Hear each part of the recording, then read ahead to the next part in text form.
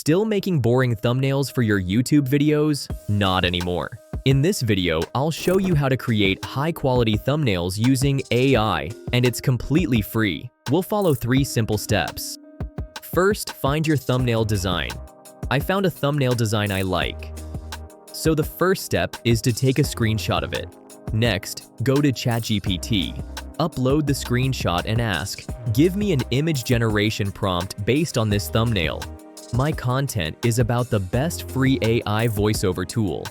ChatGPT will give you a thumbnail prompt. Review it and make changes if needed. Now go to Ideogram.ai.